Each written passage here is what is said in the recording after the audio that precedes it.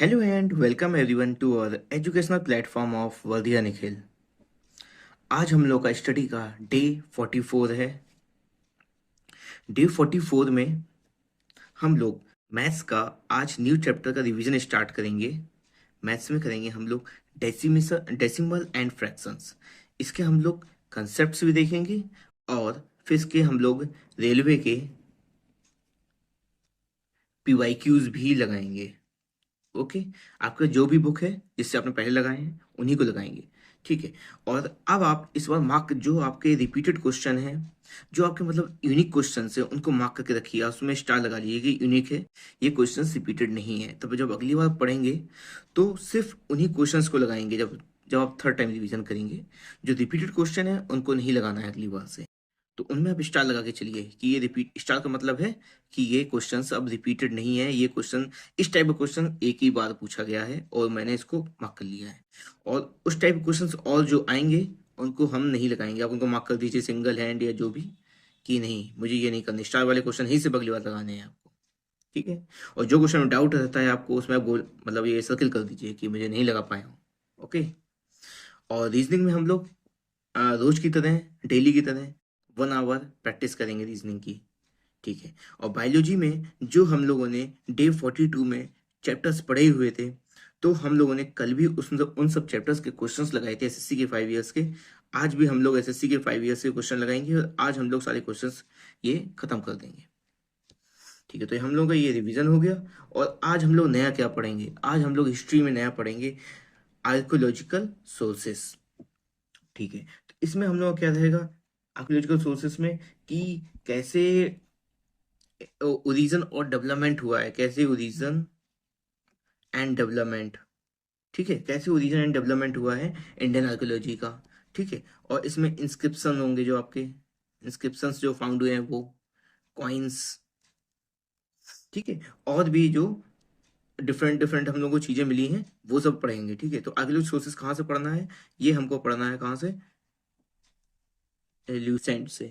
Lucent में page number 9 से लेकर 14 तक, ठीक है। ज़्यादा पेज नहीं है, 5 पेजेस हैं, ठीक है। जहाँ पे इवोल्यूशन ऑफ ह्यूमंस आ जाएगा, उसके पहले की चीज़ें हम लोग को पढ़नी है हिस्ट्री में। पॉलिटी में हम लोग आज पार्ट 6 पढ़ेंगे। आर्टिकल जो जो इसके ये आर्टिकल्स लिख दिए हैं मैंने, कहाँ से कहाँ तक आर्टिकल्स हैं, ठीक है। तो पहला हम लोग आज टॉपिक पार्ट 6 का पढ़ेंगे, स्टेट एग्जीक्यूटिव, ठीक है। और स्टेट एग्जीक्यूटिव में हम लोग पढ़ेंगे आज 3 टॉपिक्स पढ़ेंगे, governor, CM's and council of ministers और एडवोकेट जनरल, ठीक है। तो ये सब हम लोग को जो भी इसमें इंपॉर्टेंट चीज़ें हैं वो पढ़नी होंगी। और मैं आपको इंपॉर्टेंट आर्टिकल्स बता देता हूँ, जो इंपॉर्टेंट आर्टिकल्स हैं इसके। ये पहला आर्टिकल आपके लिए 153 आपका काफ़ी इंपॉर्टेंट है, और 155 भी इम्पोर्टेंट है, 159 इम्पोर्टेंट है। देखिए इंपॉर्टेंट और भी हैं, लेकिन मैंने सबसे इंपॉर्टेंट आर्टिकल्स बता दिए हैं आपको। और भी रिसेंट जो चीज़ें दी हैं वो पढ़ना है आपको। मैंने सबसे इंपॉर्टेंट चीज़ें बता दी हैं कि ये तो मतलब इंपॉर्टेंट है ही, और भी चीज़ें पढ़नी रहेंगी आपको।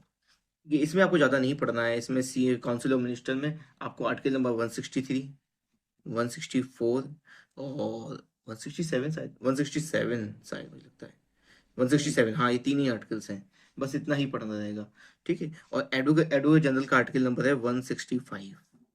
और इसमें आपको यही सब देखना होगा, कौन इसको अपॉइंट करता है, क्वालिफिकेशन क्या है, टेन्योर क्या होता है, ठीक है, और कौन इसको रिमूव करता है। बस यही यही सब चीज़ें दिखनी होंगी। बस तो पॉलिटी में आज आपको ये पढ़ना है, ठीक है। इसको हम लोग ल्यूसेंट से पढ़ेंगे और फिर इसके हम लोग पीवाईक्यूज लगा लेंगे एसएससी के 5 इयर्स, ठीक है। तो बस आपको इस पॉलिटी में ये करना है, हिस्ट्री में। और अगला टॉपिक हम लोग का सब्जेक्ट है इन्वायरमेंट। तो इन्वायरमेंट में आज हम लोग पढ़ेंगे वाटर पोल्यूशन, ठीक है। ये आप इसकी अब जो भी डेफिनेशन है इसके बारे में थोड़ा देख लेंगे क्या होता है वाटर पोल्यूशन। ये सारे टॉपिक्स आपको विकिपीडिया में मिल जाएंगे। तो गूगल सर्च करिए, विकिपीडिया में देखिए और उसको कहीं नोट डाउन कर लीजिए शॉर्ट में, ठीक है। वाटर पोल्यूशन और टाइप्स ऑफ वाटर पोल्यूटेंट्स, ये काफ़ी इंपॉर्टेंट है। मतलब आपको पता होना चाहिए क्या क्या वाटर, जैसे इनऑर्गेनिक वाटर पोल्यूटेंट होते हैं। इनऑर्गेनिक में क्या क्या आते हैं, मैं लिख देता हूँ यहाँ पर, इनऑर्गेनिक।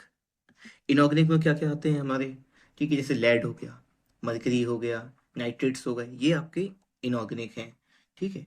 और ऑर्गेनिक होते हैं फिर उसके बाद, ठीक है। और फिर आपके बायोलॉजिकल होते हैं, बायोलॉजिकल पोल्यूटेंट्स हैं, ठीक है, जैसे आपकी ये एल्गल ब्लूम होता है उसमें, ठीक है, पॉलेंस होते हैं, माइक्रोब्स होते हैं। तो ये सब चीज़ें आपकी क्या हो गई, बायोलॉजिकल वाले हो गए आपके। ओके, और फिर आपके होते हैं उसके बाद केमिकल पोल्यूटेंट्स। मैं लिख देता हूँ यहाँ पे केमिकल पोल्यूटेंट्स, ठीक है। तो इसमें क्या क्या है, जैसे आपके नाइट्रेट्स हो गए, फ्लोराइड्स हो गए, ये सब चीज़ें आपकी रहती हैं। और ये काफ़ी इंपॉर्टेंट है, ऑयल स्पिलवेज, ऑयल स्पिल्स, ठीक है, और ऑयल जेपर, ये काफ़ी इंपॉर्टेंट है, ठीक है। और measures to curb the oil pollution, ये सब काफ़ी इंपॉर्टेंट टॉपिक है, ठीक है। जब आप पढ़ेंगे आगे उसमें आएगा एब्जॉर्बेंट्स, इसमें मेजर्स में आएगा, एब्जॉर्बेंट्स आएंगे, माइक्रोबियल सर्फेक्टेंट्स आएंगे, डिस्पर्सेंट आएंगे। तो ये सब टॉपिक्स आपको पढ़ने होंगे इसमें, मेजर्स में, ठीक है। अभी सारे सारे टॉपिक्स आपको विकिपीडिया से मिल जाएंगे। मैंने जब पढ़ा था तो मैंने सारी चीज़ें ये गूगल सर्च करके विकिपीडिया से ही पढ़ी थी। तो और बहुत ही अच्छा दिया हुआ है वहाँ पे, आपका सारा कवर हो जाएगा एग्जाम के लिए। अगर आपके पास बुक है तो आप बुक से पढ़िए, कोई दिक्कत नहीं है।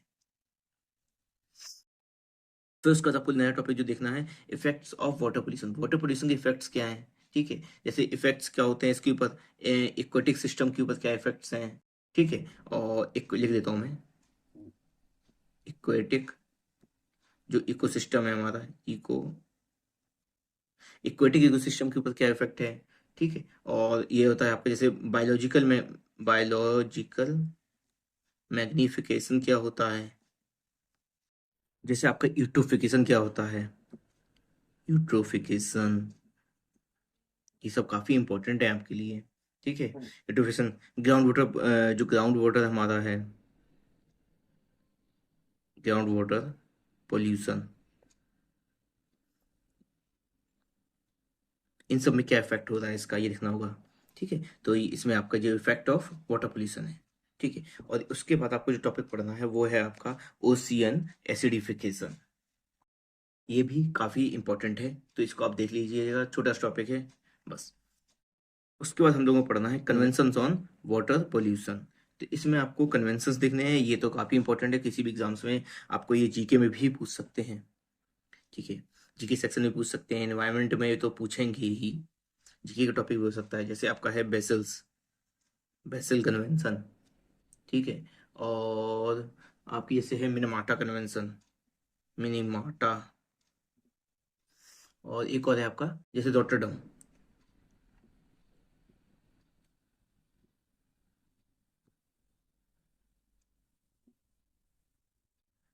तो ये सब आपकी जो तीनों कन्वेंशंस हैं ये आपको दिखनी रहेंगी, ये काफ़ी इंपॉर्टेंट है। और जो भी इसमें आपको इंपॉर्टेंट चीज़ें मिलेंगी उसको आप अपना नोट डाउन कर लेंगे कहीं पर भी, अगर बुक है तो बुक में मार्क कर लेंगे आप। बस आज आज आपको इतना ही करना है, ठीक है। रिवीजन करना है मैथ्स, रीजनिंग और बायोलॉजी का, और जो न्यू टॉपिक्स पढ़ने हैं आज, हिस्ट्री, पॉलिटी और इन्वायरमेंट, ये आपको तीन चीज़ें न्यू पढ़नी है। बस आप इसी स्पीड से चलते रहिए। आज डे 44 है, और कल हम लोगों का हाफ डे हो जाएंगे 90 के, और हम लोग का 50% से ऊपर सिलेबस ऑलमोस्ट कंप्लीट हो चुका है अभी भी, ठीक है। मैथ्स में भी हम लोगों ने 15% ऑलमोस्ट खत्म कंप्लीट कर लिया है। और जो आखिरी के चैप्टर्स हैं मैथ्स में, वो हम लोग काफ़ी तेज़ी से होंगे वो सब चीज़ें, तो कि वो इजी रहेंगी, कि जिसका जैसा वेटेज है और जैसा टफ है, टफनेस लेवल है, मैं उस टाइप से टाइम दे रहा हूँ चीज़ों को। कोई हम लोग जल्दबाजी करने की ज़रूरत नहीं है, काफ़ी टाइम है हमारे पास, 45 डेज इनफ होते हैं मैथ्स के लिए। अगर मैथ्स हम अच्छे से लगाएंगे तो मुश्किल से 30 डेज की मैथ्स है, रिवीजन साथ करेंगे तो ऑलमोस्ट आपको 50 डेज लग जाएंगे। तो ठीक है, आपका हो जाएगा धीमे धीमे। तो आज के लिए इतना ही, थैंक यू।